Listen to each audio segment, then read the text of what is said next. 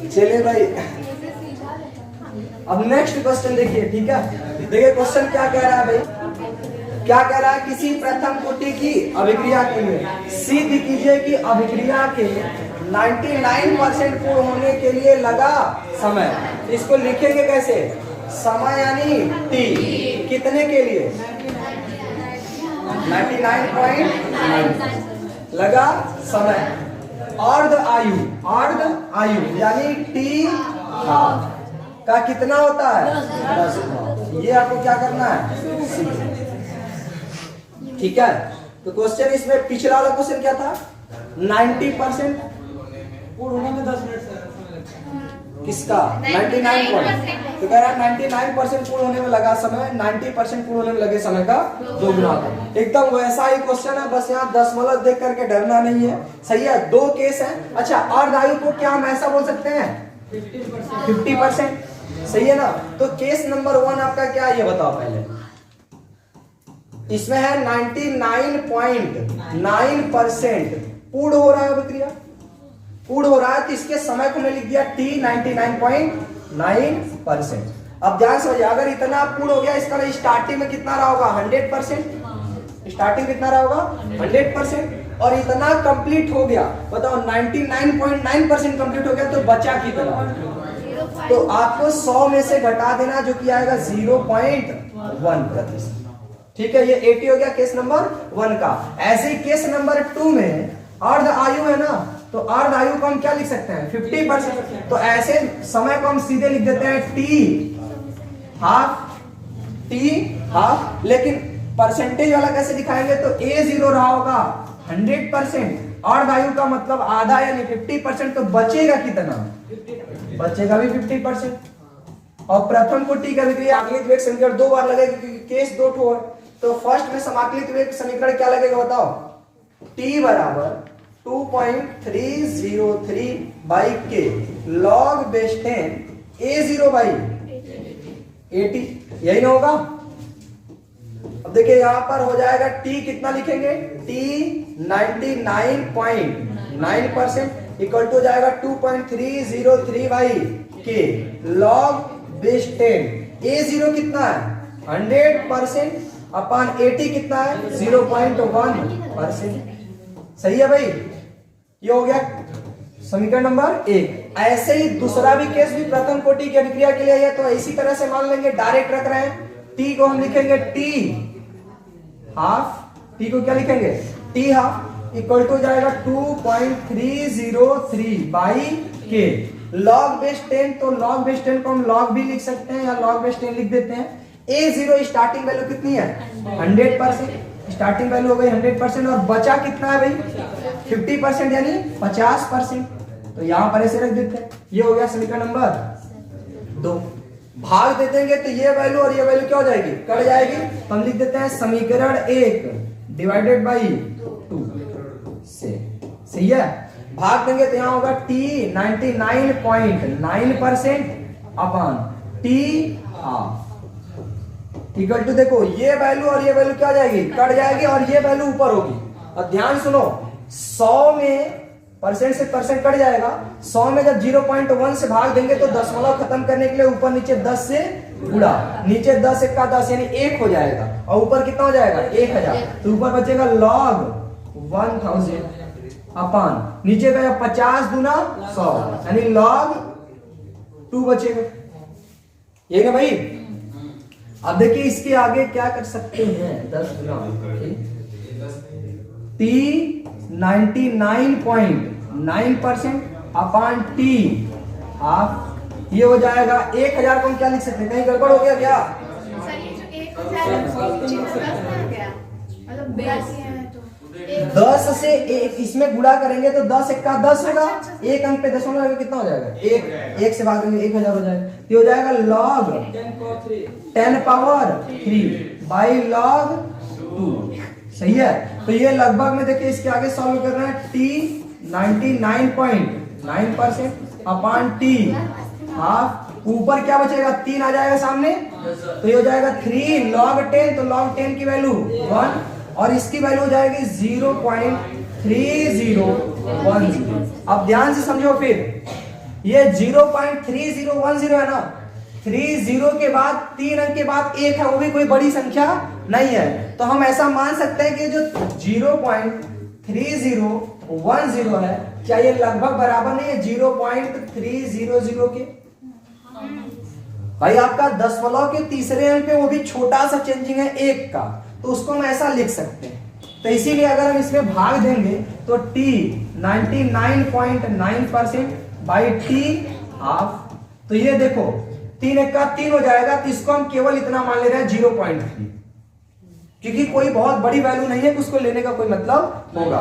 कई बार मैंने आपको मोल अंश जब निकालते थे तो उसमें कई बार बताया कि एक छोटी संख्या जोड़ेंगे तो भाग देने पर कोई फर्क नहीं पड़ता है। अब यहाँ देखो जब भाग देंगे तो 10 से ऊपर नीचे गुणा करेंगे, 10 से जब गुणा करेंगे तो ऊपर क्या हो जाएगा 30 और नीचे क्या हो जाएगा 3, तो ये हो जाएगा t, डायरेक्ट इसी को बराबर लिख देते हैं, 30 हो जाएगा तो 3 से ये 3 कट जाएगा, कितना बचेगा 10/a, क्रॉस मल्टीप्लाई करेंगे तो t 99.9% इक्वल टू हो जाएगा 10 इंटू t। सही है, तो यही हमको क्या करना था, सिद्ध करना। इसमें कोई दिक्कत किसी को? क्वेश्चन समझ आया कि नहीं? क्या बहुत ज्यादा टाइम टेकिंग है? हम आपको समझाते हुए चल रहे, फिर भी मेरे हिसाब से 5 से 6 मिनट लग रहा होगा सही इस क्वेश्चन को करने में। तो उम्मीद है कि आप पेपर में उससे भी जल्दी करेंगे, ठीक है, क्योंकि आपको किसी को समझाने की आवश्यकता नहीं है, अपनी राइटिंग बढ़िया बनाना और सॉल्व करके खत्म करना। ठीक, नेक्स्ट क्वेश्चन देखा जाए, किसी को दिक्कत आप लोगों को? भाई चलिए नेक्स्ट क्वेश्चन देखिए क्या कह रहा है। कह रहा एक यौगिक के 1 मोल है, ये खड़ी पाई नहीं है, क्या लिखा है 1 मोल, सही ना, से प्रारंभ करने पर यह ज्ञात हुआ कि 1 घंटे में अभिक्रिया कितनी पूर्ण हो गई, 3/4 पूर्ण हो गई। कितने समय में? 1 घंटे में 3/4 पूर्ण हो गई। वेग स्थिरांक की गणना कीजिए। वेग स्थिरांक की गणना करने का मतलब क्या है, k का मान ज्ञात करना है यदि अभिक्रिया प्रथम कोटि का अनुसरण करती है। यानी अगर अभिक्रिया प्रथम कोटि की हो तो आपको वेग स्थिरांक का मान ज्ञात करना है। जब 1 घंटे में पूर्ण हो गई तो अंतिम सांद्रता 3/4 पूर्ण हुई है ना, कोई बात नहीं है। अच्छा एक बात बताओ, ये क्या A0 दिया है क्या? वो 1 मोल दिया है, मतलब एक अणु लिया गया। जैसे आप समीकरण बनाते हैं ना, जैसे कोई भी समीकरण a + b और इधर बनती है तो यहाँ 1 लिखते हैं, वो दे रहा है। क्या इस पर प्रथम कोटि मतलब कोटि डिपेंड करता है अभिक्रिया पर? हमने वहां पर बताया हुआ कि जो अभिक्रिया की कोटि होती है वो यहाँ लिखे हुए संख्या पर डिपेंड नहीं करती, सही है। तो चलिए, और दूसरी चीज ये 1 क्यों दिया जानते हैं? क्योंकि वेग स्थिरांक निकालते समय k में ये चीज डिपेंड करता है, सही है ना। अगर यही 3 रहता तो 3k हो जाता, सही ना, क्योंकि वेग निकालते समय आपको पता है कि जब हम समाकलन करते हैं तो अभिक्रिया का वेग जो एक फॉर्मूलेस होता है तात्क्षणिक वेग और एक प्रायोगिक वेग को क्या किया जाता है बराबर, तो वहां पर आता। ठीक, किसी कोई दिक्कत भाई? तो इस k का यहाँ कोई मतलब है? कोई मतलब नहीं है। क्या कह रहा है कि 1 घंटे में t कितना लग रहा है 1 आवर। 1 घंटे में अभिक्रिया कितना पूर्ण होती है? 3/4 पूर्ण हो जाती है। हमने भिन्न का आपको गेम बताया था। भिन्न का गेम क्या बताया था कि जो नीचे दिया वो प्रारंभिक सांद्रता, जो ऊपर दिया वही वो कह रहा है, सही ना। तो पहले 4 था, 3 पूर्ण हो गया, बचा कितना 1। ऐसे समझ सकते हैं, या तो ऐसे मान लीजिए कि स्टार्टिंग में था A0 हो गया A0 कितना हो गया A, और अभी जो बचा है वो कितना बचा है, तो A का कितना खत्म हो गया 3/4 खत्म हो गया, सही है ना भाई। स्टार्टिंग में A था, अभी उस प्रारंभिक सांद्रता का 3/4 भाग पूर्ण हो गया, तो बचेगा कितना, तो उसमें से घटा देते हैं। तो 4 1 का 4 में से 3 जाएगा तो 1/4A बचा है, सही ना। ये आप मेथड 1 मान सकते हैं जो आपका स्टैंडर्ड मेथड है। बाकी थोड़ा शॉर्टकट करना है तो आप मेथड 2 का हमारे प्रयोग करिए। सीधे A0 कितना है 4 है और AT कितना है, तो 4 में से 3 पूर्ण हो गया, बचा कितना 1 बचा, सही है। आप चाहे इनको देखो, आपको अंत में जाके आपको यही निकालना है ना, फॉर्मूले में यही निकालना है। यहां निकालोगे तो A0 A था और ये हो जाएगा 1/4 ए। तो देखो ए से कट जाएगा, 4 चला जाएगा ऊपर, यानी ए 0/80 कितना आएगा, 4 आएगा। और यहां भी निकालेंगे ए 0/80 कितना आएगा, 4/1 यानी 4 आएगा। समझ आया कि नहीं? तो चाहे जैसे आप कर सकते हैं, इसमें कोई दिक्कत नहीं है। तो ये क्वेश्चन में कोई दो केस नहीं है, डायरेक्टली करना है आपको। के का क्या निकालना है, मान लेना। हमको समय को चेंज करने की आवश्यकता नहीं है, क्योंकि प्रथम कोटि की अभिक्रिया में वेग स्थिरांक का मात्रक समय इनवर्स होता। समय इनवर्स मतलब जो भी समय हो, सेकंड होगा सेकंड इनवर्स, मिनट होगा मिनट इनवर्स। तो बताइए के निकालना है, तो के बराबर 2.303 बाई, सही है, वही टी इधर रहता है तो के नीचे रहता है, लॉग बेस 10 ए 0/80।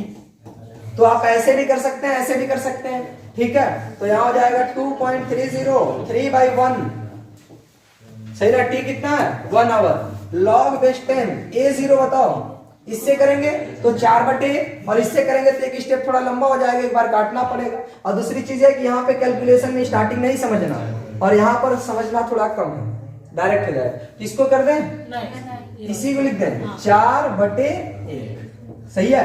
तो ये हो जाएगा 2.303, 1 से भागने का कोई फर्क नहीं पड़ेगा, ये हो जाएगा लॉग 4 है ना, तो लॉग 4 को हम ऐसे लिख सकते हैं 2 log 2, क्योंकि log 4 का मतलब है कि log 2 का स्क्वायर, और log 2 का स्क्वायर हो जाएगा 2 log, सही है।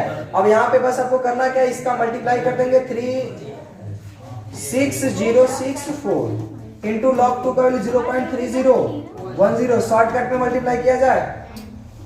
शॉर्टकट मतलब डायरेक्ट एक बार में देखो, 1 0 2 0, 3 छक्का 18, 3 छक्का 18 की 88 ले, 3 चौके 12 1, सही है ना।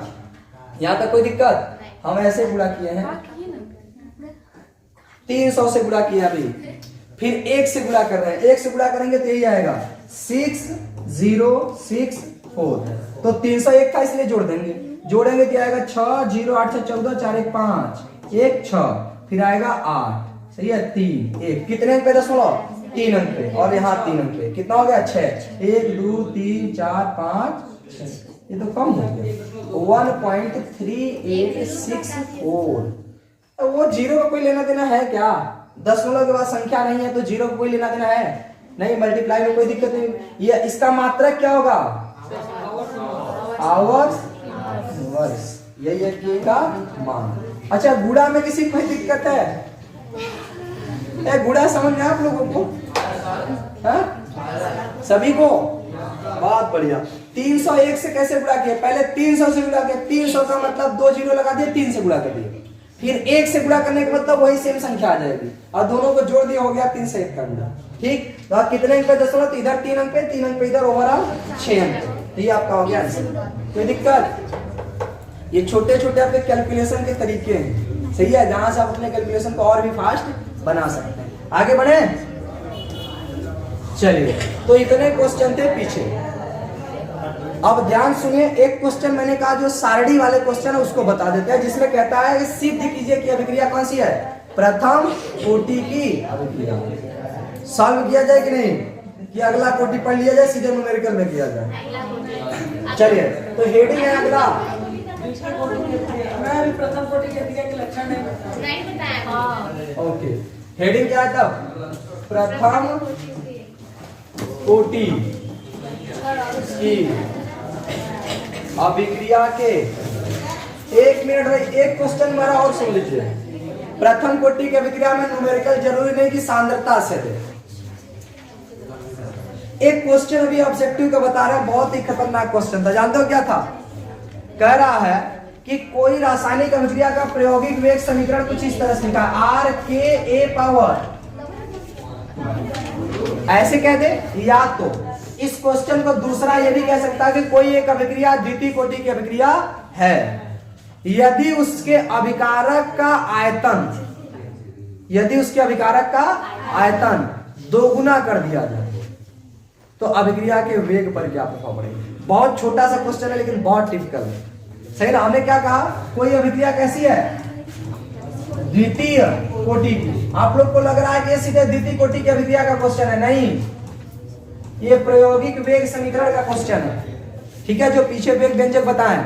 सुनो ध्यान से, क्या रहा है कि द्वितीय कोटि की अभिक्रिया है यदि, क्वेश्चन क्या है, यदि अभिक्रिया में अभिकारक का आयतन, अभिकारक का आयतन क्या कर दिया जाए, दोगुना कर दिया जाए, तो वेग पर क्या प्रभाव पड़ेगा, तो वेग पर क्या प्रभाव पड़ेगा। ध्यान से सुनो, आयतन दोगुना करने पर सांद्रता बढ़ेगा या घटेगा। देखो सांद्रता का मतलब क्या होता है पहले समझो। सांद्रता लगभग मोलरता की तरह होता है, मोलरता खुद नहीं होता, सही ना।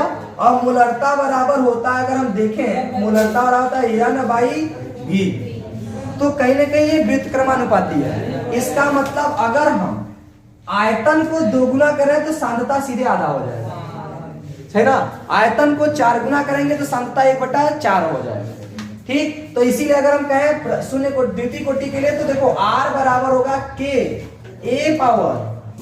सही ना। समीकरण नंबर 1 हो गया। ये R1 मान लेते हैं, ये A1 मान लेते हैं। A1 को हमने मान लिया, R1 बराबर हो जाएगा K, A1 की जगह पर मान लेते हैं A इसका स्क्वायर, ये समीकरण नंबर 1 हो गया। अब क्या रहा है कि हम आयतन को क्या कर रहे हैं, दोगुना। आयतन को दोगुना करोगे तो हालांकि सांद्रता केवल द्रव्यमान बटे आयतन होता है, द्रव्यमान बटे।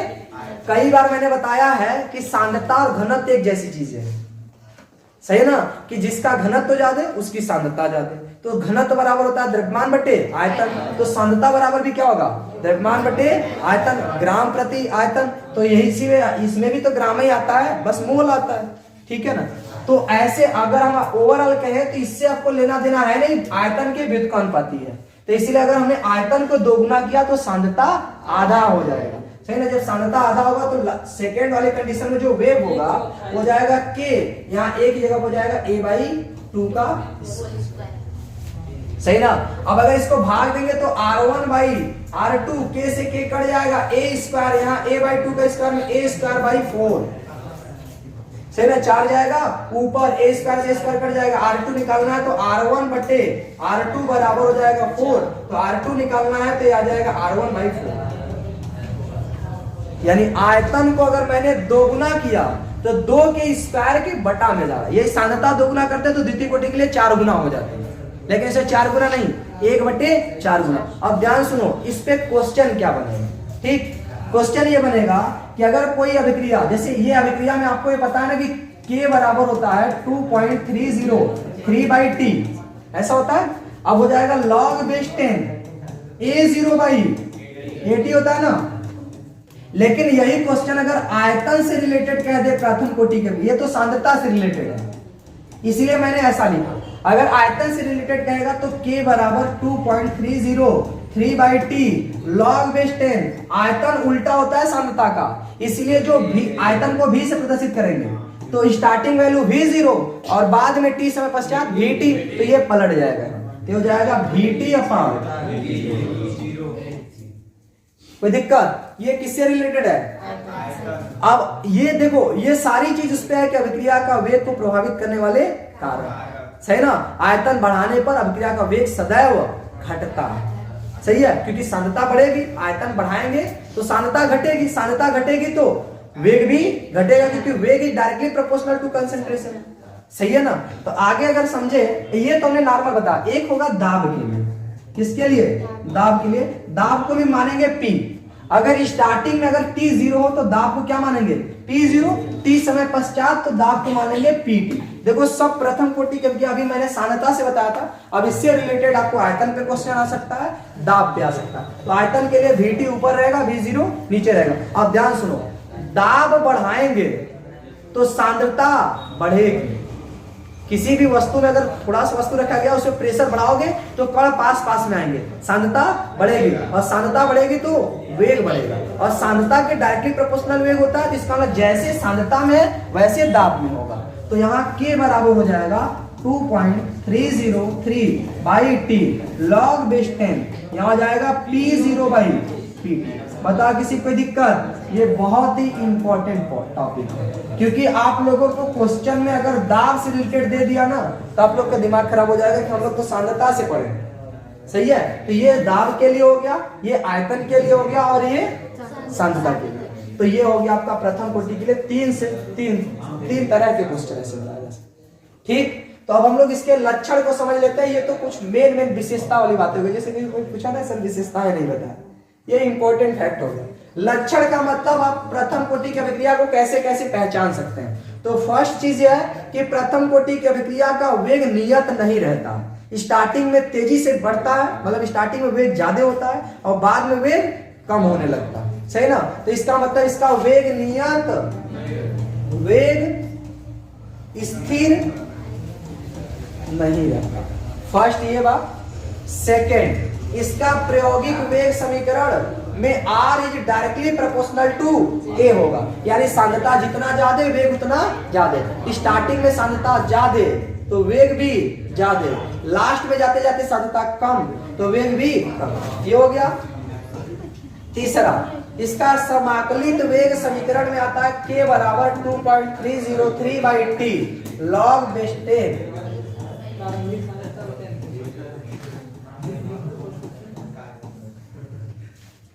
इसके बाद पॉइंट नंबर 4 क्या होता है, अर्धायु।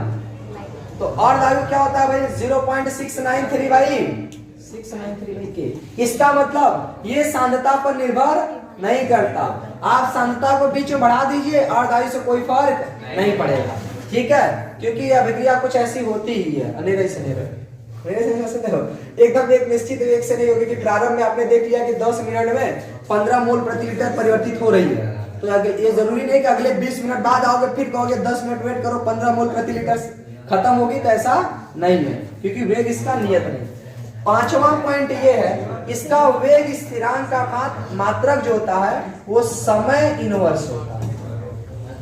समय इनवर्स का मतलब अगर मिनट रहेगा तो मिनट इनवर्स, सेकंड रहेगा तो सेकंड इनवर्स, आवर्स रहेगा तो आवर्स। किसी कोई दिक्कत, ग्राफ वगैरह सब बता दिया है ना। चलिए, तो ये मेन में देखो 4 पॉइंट हो गए। जब लक्षण पूछता है तो कोई 2 से 3 पूछता है बस। ठीक है, आप ऐसे बहुत सारी चीजें और भी बता सकते हैं।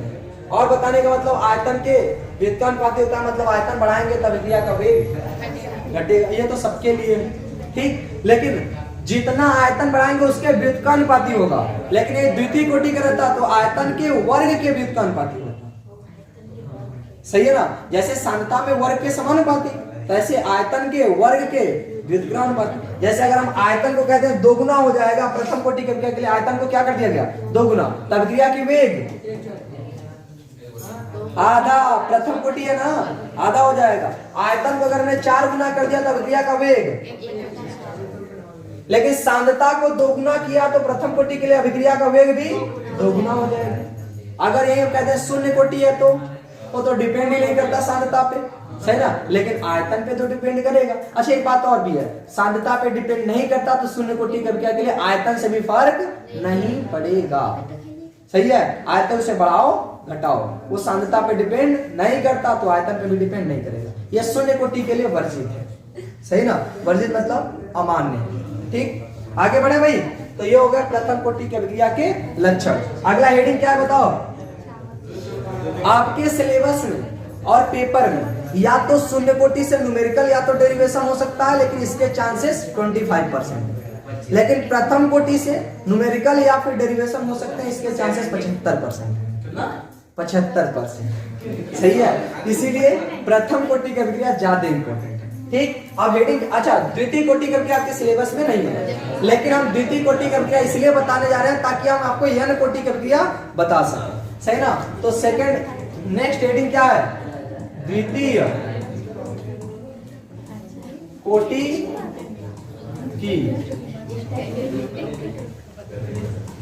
अभिक्रिया, अंग्रेजी में इसको क्या बोलते हैं, second order of second order. अच्छा, कुछ लोगों को ऐसा नहीं लग रहा है कि द्वितीय को ऐसा कहते हैं 2 ऑर्डर रिएक्शन, 2 को 2 कहते हैं ना, द्वितीय को सेकेंड। जैसे एक को क्या बोलते हैं 1, लेकिन प्रथम को, इट मींस 1 और प्रथम में अंतर है। संस्कृत में देखा देता है प्रथमा पाठ, है ना, हिंदी में देता है पाठ 1 यानी लेसन 1, अंग्रेजी में भी लेसन 1, लेकिन संस्कृत में प्रथमा पाठम, पाठ इसका नाम अंग्रेजी इसका लिखो तो लिखो फर्स्ट लेसन। वन लेसन नहीं, फर्स्ट लेसन। सही है, तो ये समझिए यहाँ द्वितीय कोटि की अभिक्रिया। अब ध्यान समझिए, हमने कहा था अभिक्रिया का परिभाषा कैसे देंगे कोटि का, तो ऐसी रासायनिक अभिक्रिया जिसका वेग अभिकारक की सांद्रता के द्वितीय घात के अनुपात, इसे क्या कहेंगे, द्वितीय कोटि की। हम किस किस इसका समाधान करें भाई, यहाँ आपके पेन लेने देने का समाधान करें कि तुम लोग बात करते हो उसका समाधान करें, बताओ। हालांकि थोड़ा मोड़ा चलता है, लेकिन ये पेन लेने वाला छोटा मोटा बच्चे लगे हो। हाँ सर जी लेके खिलाए, बाबू मत रो, पेन मिल जाएगा।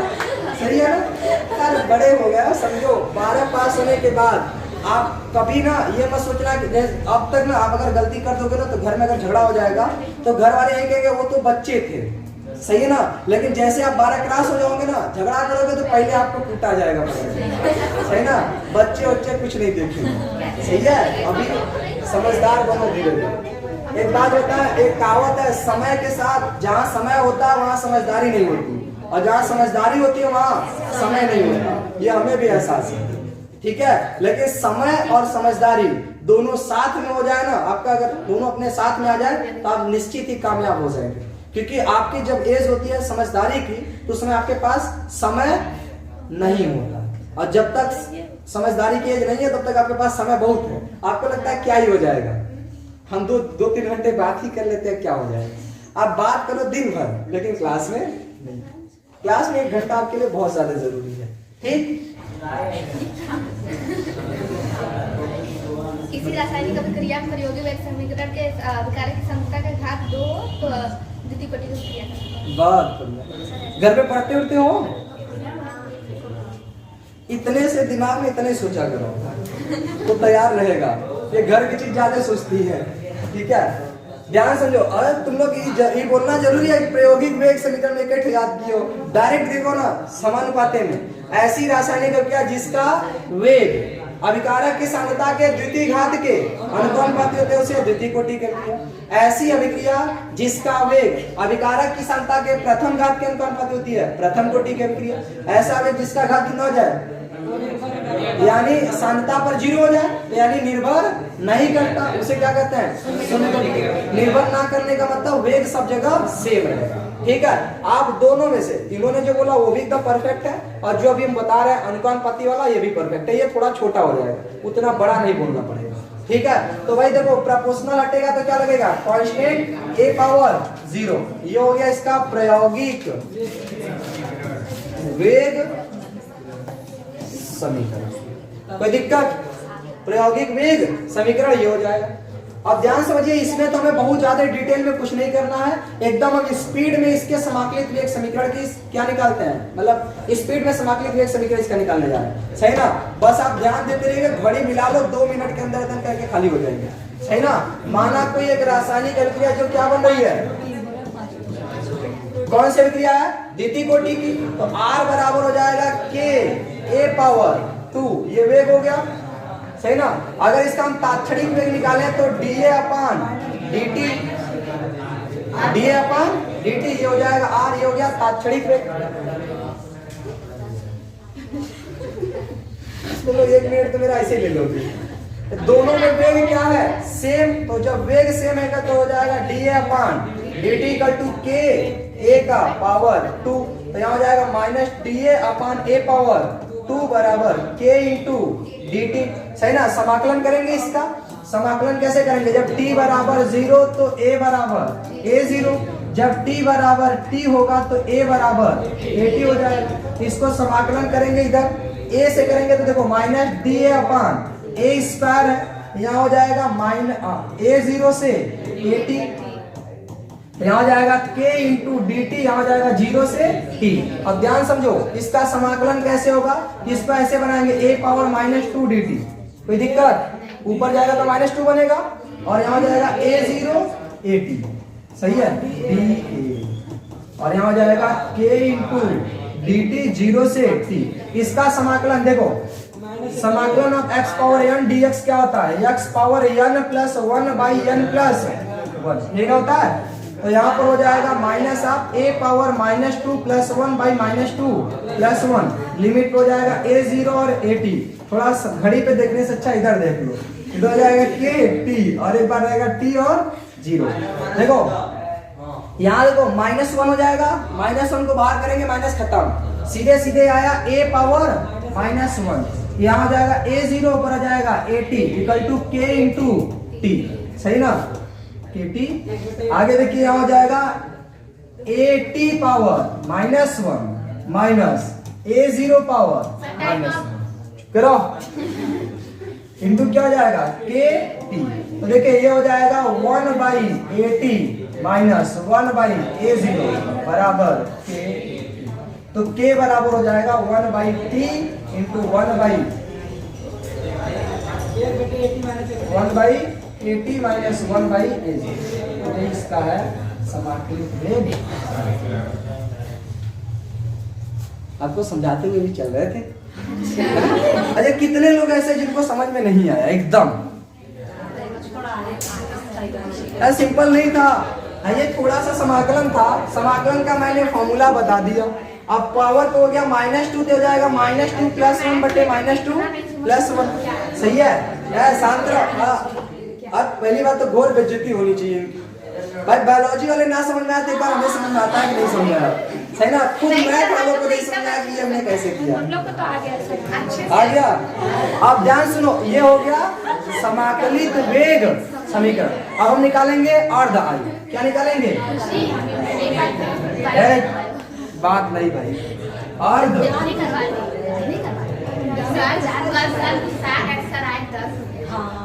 अर्ध आयु का मतलब क्या है कि स्टार्टिंग वाली वैल्यू a0 रहेगी, 80 पश्चात a0 बाई 2 बचेगा, तो k बराबर सीधा हो जाएगा 1 बाई t, यहाँ हो जाएगा 1 अपान 80 के स्थान पे a0 बाई 2 चला जाएगा ऊपर -1 बाई a0। तो k बराबर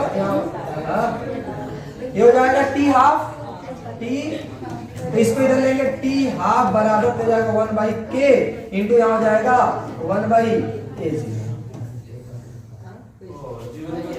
दो में से क्या है 1 बटे 0, तो 2 1 का एक गुणा 1 1 हो जाएगा k a0। ये हो गया क्या चीज? अर्ध आयु। कोई दिक्कत? इसके आगे हम लोग समझेंगे।